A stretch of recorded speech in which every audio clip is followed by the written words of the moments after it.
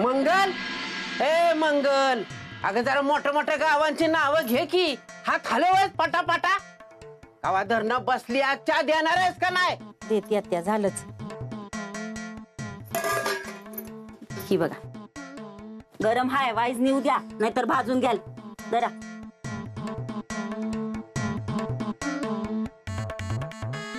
या बाया, जळण संपले, आणायला पाहिजे. अहो, कसलं गार लागतंय.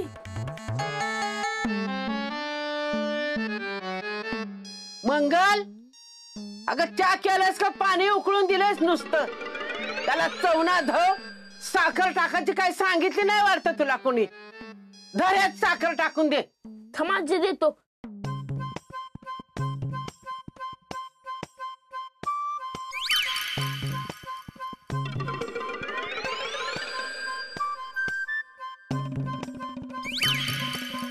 टोनिया, देतोयस ना साखर? थमाजे देतो. किती तुमचं साखर टाकू का? टाक 2 चमचे. 2 चमचे हा टाकतो.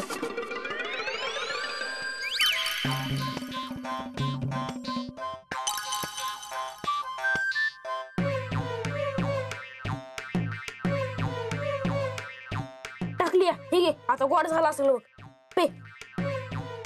हे बघ, इथं इथं इथं पे.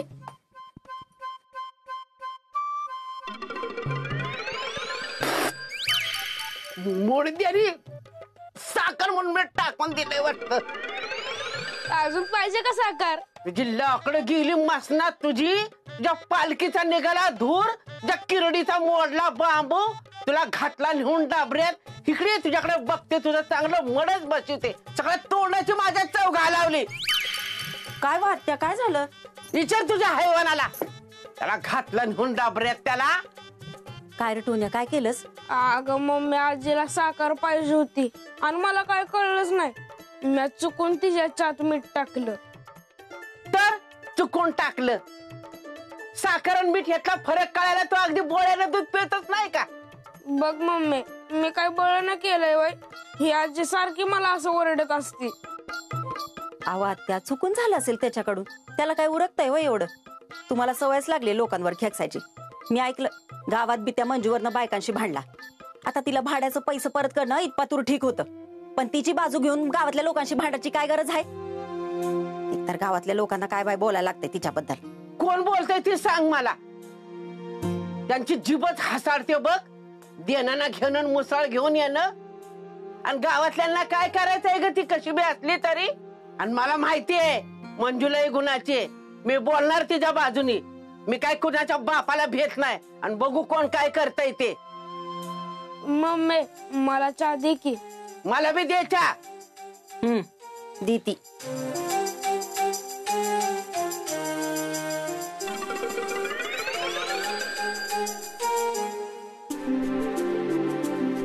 आज ना तुम्ही खूप हँडसम दिसताय.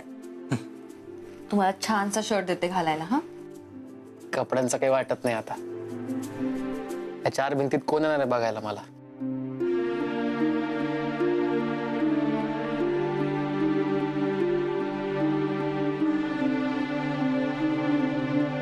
तू आहेस म्हणून मी जिवंत आहे. तू नसतीस तर माझं काय झालं असतं मंजू? एखादी कोणी असते तर एव्हाना सोडून गेली असती. मला भीती वाटते आता. तूही मला एक दिवस कंटाळून निघून जाशील कायमचं, मला एकटं सोडून. मी तुम्हाला सोडून कुठेही जाणार नाहीये. जायचं असतं ना तर मी आधीच गेले असते. कधीतरी छान बोला.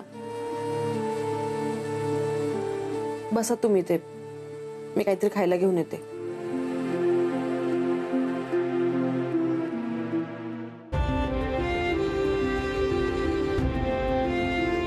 छान दिसतेस आज. रंग सुद्धा खोलून दिसतोय तुझ्यावर. अजून एक गोड हसतेस. मंजू, किती दिवस झाले तुला जवळून बघितलंच नाही ग.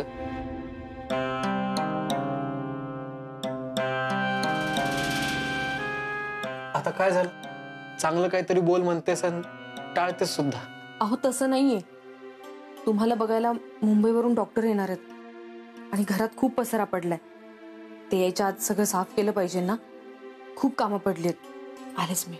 जा, नको येऊस जवळ परत. लाज वाटते ना माझी, लाज वाटते ना. सांग तोंडावर तसं. मला सोडायला जमत नाहीये म्हणून म्हणून सोबत जगतेस तू माझ्या.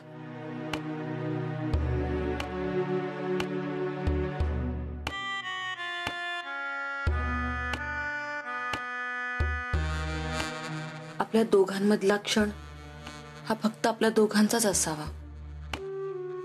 कोणाच्या येण्यानं तो डिस्टर्ब झालेला मला नाही आवडणार.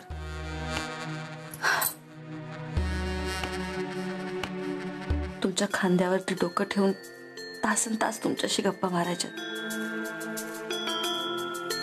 तुम्हाला सांगू का,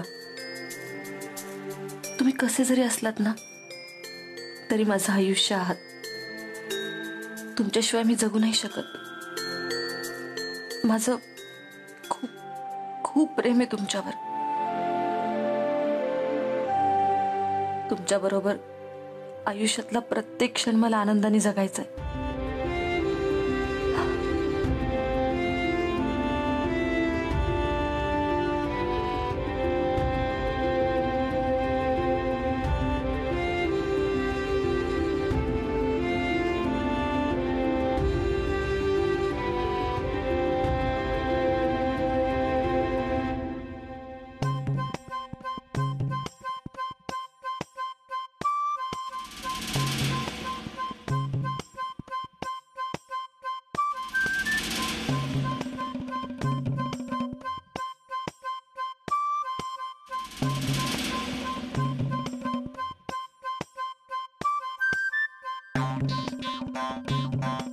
काय फायदा नाही अशा राऊंड मारून.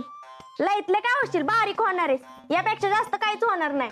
मी राऊंड नाही मारत, व्यायाम करतोय. व्यायाम व्यायाम करतोय म्हणे. कोणाला येडं बनवतोस? मंजू दीदीची वाट बघतोयस ना? पर वो नाही आने वाली. का बरं? ती का नाही येणार? क्लास मध्ये पोरं बघितलं का किती आहेत? या 2 टाळक्यांसाठी कशाला येईल रे ती? नाही, मी आणतो की पोरं. आमच्या क्लास मधल्या समजा पोरासनी घेऊन येतो का नाही बघ. पण त्यांना शिकवायला आधी मंजू दीदी वाढत तर येऊ दे. मला नाही वाटत ती येईल म्हणून. अशी कशी नाही येणार? मी येतो तिला घेऊन. ए पोरांनो, कोणी बी इथनं जायचं नाही, नाही तर दूरनं बांधून परत इथं घेऊन येईन. हा,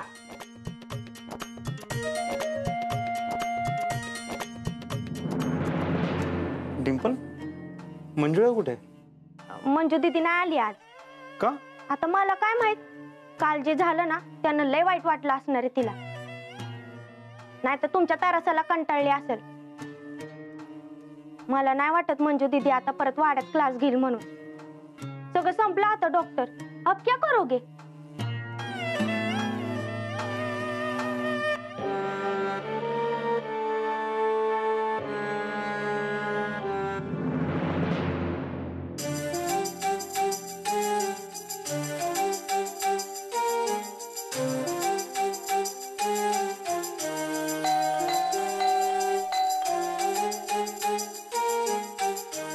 डॉक्टर आले वाटतं.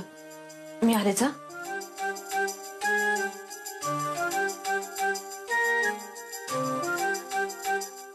शुभंकर तू? अगं मंजू दीदी, तू क्लासला तयार होऊन बसली असं होय? मी उगाच दीदीचं ऐकून इकडे आलो. बरं चल लवकर, पर्स घे, आपण जाऊयात क्लासला. अरे हळू, श्वास तरी घे. किती दमलायस? असं काय झालंय? अगं तुलाच घ्यायला आलो होतो बघ. कुत्री मागं लागले का नाही, मी लय जोरात पळतो. आणि म्हणून मी 1-2 कुत्र्यांना दगड पण मारला होता माझ्या मागं पळत्याला म्हणून. पण गावातले कुत्रे लय आळशी झालेत, माझ्या मागं पळालीच नाहीत. आपण जाता नाही का नाही परत 1-2 कुत्र्यांना दगड मारूया. अरे सॉरी, मी ना काल सांगायचीच विसरले. आज मला खूप महत्वाचं काम आहे, त्यामुळे क्लास घ्यायला यायला नाही जमणार मला. अगं मंजू दीदी, सगळी पोरं तिकडे वाड्यातून बसलेत क्लासला, त्यांचा अभ्यास बुडेल की. उद्या जास्त वेळ घेईल मी. अगं मंजू दीदी, त्यांना 10वीला कमी मार्क पडतील. अरे ती 3री-4थीतली मुलं आहेत. आज जर एक दिवस क्लास नाही घेतला तर 10वीला कमी मार्क्स कस काय पडतील त्यांना? आज चल क्लासला, तू उद्या सुट्टी घे. शुभंकर, अरे मला खरंच नाही जमणार. तू प्लीज सगळ्यांना जाऊन सांगशील की आज माझं महत्वाचं काम आहे त्यामुळे क्लासला यायला नाही जमणार, सांगशील ना? राहून देत, सगळे पोरं जात्याला कटावून आपापल्या घरी. आता मी लय दमलोय, मी इथंच आराम करतो तुझ्या घरी. शुभंकर, आज नको, परत कधीतरी नक्की. आज मला महत्वाचं काम आहे. बरोबर. तू जा आणि सगळ्यांना सांग घरी जायला. हा,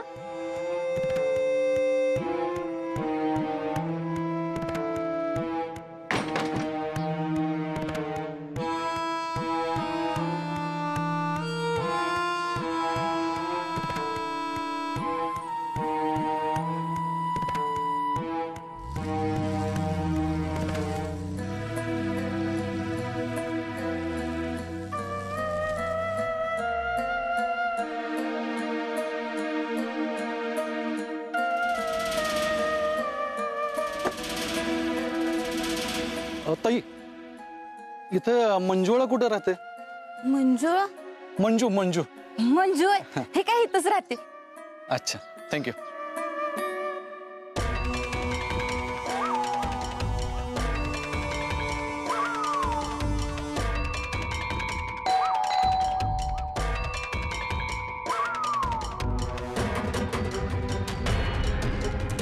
तुम्ही आलात? मी तुमचीच वाट बघत होते. या ना, या.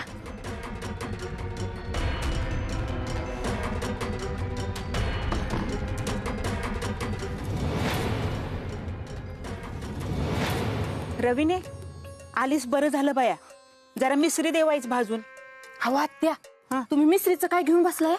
तुम्हाला काय कळलं का? कशाचं? हवं, तुम्ही कुणाला काय सांगणार नसाल ना तरच सांगते. आता उभ्या जन्मात मी कधी इकडचं तिकडं केलंय का? सांग लवकर. अहो ती मंजू डॉक्टरांबद्दल काय पण बोलत असते आणि स्वतःच काय? कशाचं ग? अहो तिच्या घरी ना एक माणूस आला होता, गाडीत बसून आला होता आणि त्याला बघून ती लय खुश झाली आणि घरात गेल्यावर तिने दार पण लावलं. काय सांगतीस? आता मी काय खोटं बोलते वय? स्वतःच्या डोळ्यानं बघितलं होतं. अहो माझ्या डोळ्यानं बघितलं मी. सकाळी मोठ्या गाडीत बसून एक बाबा आला होता मंजूच्या घरी आणि दिवसभर दरवाजा बंद करून दोघं बी घरातच होती. खोटं बोलतोय? माझ्या डोळ्यानं बघितलंय मी. माझ्या समोर गाडीतून उतरला, तिच्या घरात गेला आणि मंजूनं बघितल्या बघितल्या तिला मिठी मारली आणि दरवाजा लावून घेतला. अरे माझ्या डोळ्याने बघितलंय मी. एक माणूस गाडीत ना आला, पैशाचं मोठं बंडल होतं त्याच्याकडं. पैसा बघूनच खुश झाली मंजू.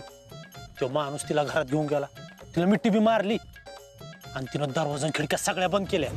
अरे मी माझ्या डोळ्याने बघितलंय. तो माणूस असा आला, आल्या आल्या दरवाजात त्याने तिला मिठी मारली आणि पैशाचं बंडल बी दिलं. आता बोल. अरे त्या माणसाने तिला डायरेक्ट उचलून घेतलं होतं आणि तिने बी त्याच्या गळ्यात हात टाकला होता. काय पाहिजे? वादे, पोटात मुरडा करतोय. पोटात मुरडा पडतोय बघा डॉक्टर. काय झाले काहीच कळना झालंय. अच्छा, या तुम्हाला चेक करू.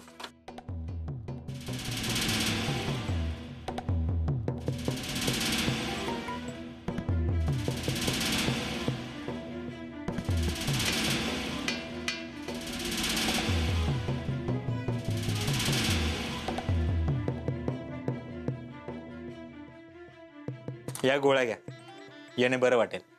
आणि तेलकट तुपकट काही खाऊ नका. बाहेरचं शक्यतो टाळाच. बाहेरचं खायला आमचं आयुष्य काय मंजुळावाणी आहे थोडीच. म्हणजे नाही, म्हणजे तिला कुणी विचारणार नाही, तिच्या मनाप्रमाणे जगती. आम्हाला थोडीच मिळते अशी मोकळी. आमचा नवरा बसलेला असतो की मानगुटीवर. तुम्हाला सांगते डॉक्टर, लगीन झाल्यापासून कुठं बी फिरायला गेलो नाही बघा आम्ही. साधं कासपटार तरी दाखवून आणायचं, पण नाही. तुम्ही मंजुळाबद्दल काहीतरी सांगत होता. काय नाही, सगळीकडे गावात चर्चा सुरू होती. सकाळी एक गाडी आली मंजुळाच्या दारात. त्यानं दारातच मंजुळाला मिठी मारली की. सकाळपासून दार लावून दोघं आतच आहेत.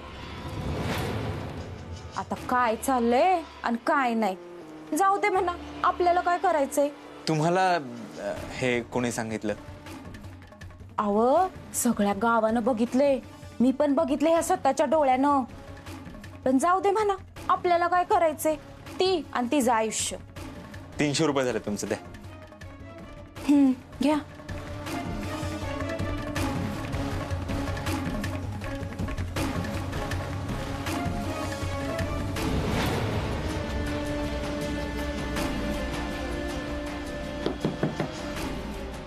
डॉक्टर, ती बया बोलते तसं असेल ना तर तुमचा पत्ता कट. मंजू दीदीच्या आयुष्यात दुसरं कोणीतरी हाय वाटतं. मला नाही वाटत हे चॅलेंज जिंकाल तुम्ही.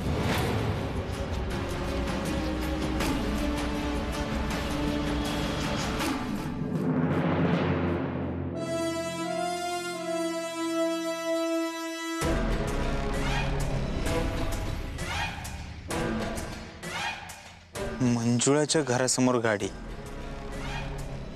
म्हणजे नक्कीच आत कोणीतरी.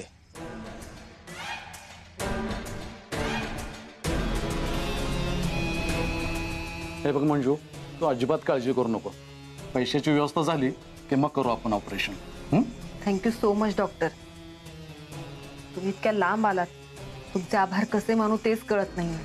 ते नाही मानलेस तरच मला आवडेल. खरंच थँक्स. आणि सावकाश जा. हो, काळजी घ्या. तू पण काळजी घे. Take care. बाय. बाय.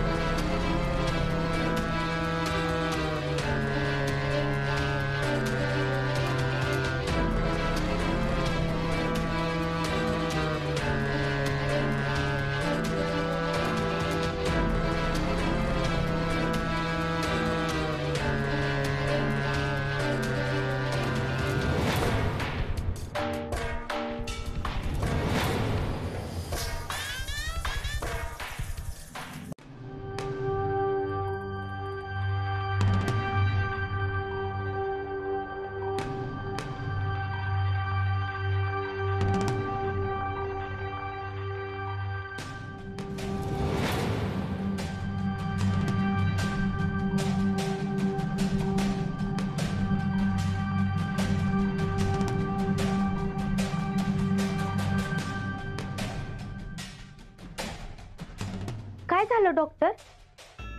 दिसलं का कोण मंजू दीदीच्या घरी? तुझा काय संबंध आहे? जा जाऊन झोप. इतना गुस्सा की होते हो? मला माहित आहे तुम्ही मंजू दीदीच्या घराकडे गेला होता म्हणून विचारलं. सांगा की. तू कोण आहेस? तू कोण आहेस माझे तुला सगळं सांगायला? हे बरं आहे तुमचं. मी विचारलं की कोण आहेस तू आणि तुम्ही विचारल्यावर मी सगळं सांगायचं? ते काय बी नाही. मला सगळं समजल्याशिवाय मी इथनं जाणार नाही. उगाच डोकं नको फिरू माझं. जा जाऊन झोप. पळ. लयच त्रास झालेला दिसतो डॉक्टर तुम्हाला मंजू दीदीला त्या माणसासोबत बघून. वय ना? अयो, कसल्या मारक्या बैलागत तोंड केलंय तुम्ही. म्हणजे तुम्ही तो माणूस बघितला ना, तो कसा होता दिसायला? मला नाही माहिती. दुसऱ्याच्या भानगडीत नाक उपसायला मला नाही आवडत. मी नाही पाहिलं त्याला.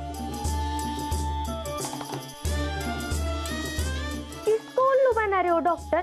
मला माहित आहे आत्तापर्यंत तुम्ही सगळी त्याची कुंडली बी काढली असेल. नाही काढली, पण आता काढावी लागेल. आणि तू हे काम करणार आहेस.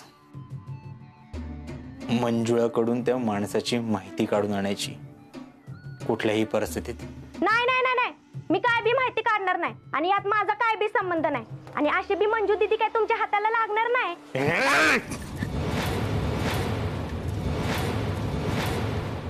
आता पोलीस नंतर मी याची पत ऐकून घेणार नाही. मी सांगितलेल्या प्रत्येक गोष्टीत तुझा संबंध असेल लक्षात ठेव.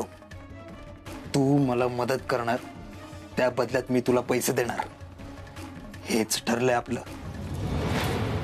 आणि माझ्या कामाला नाही म्हणायचं नाही. नाही म्हटलेलं मला अजिबात आवडत नाही. सोडा डॉक्टर, दुखतंय. तुम्ही सांगितलेलं सगळं काम करीन मी, पण मला चोख पैसे पाहिजे आणि इथून पुढे मला सगळं सांगायचं.